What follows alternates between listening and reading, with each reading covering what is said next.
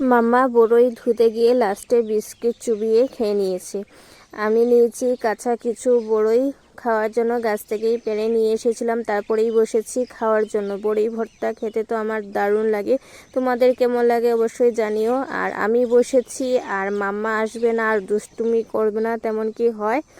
লাস্টে যে ও বিস্কিট চুবিয়ে দিবে সেটা আমি একদমই ধারণা করিনি। পরে আমি লাস্টে কিছুই বলিনি ওকে।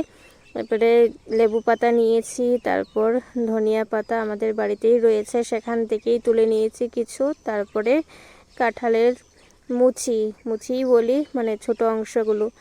তারপর মাকে এখানে বসিয়ে দিয়েছি। আমি প্রথম করেছিলাম, মানে আমার সুন্দরভাবে হচ্ছিল না, আমি পারছিলাম না। পরে মা বললো আমাকেই দে, আমি করব।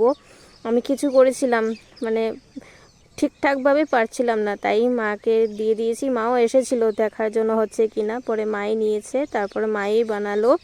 শেষে সবার জন্য ভাগ হচ্ছিল, কে কদ্দূর খাবে, মানে সমান ভাগেই পড়েছে। তারপর খেয়ে নিলাম। সবাই ভালো থেকো।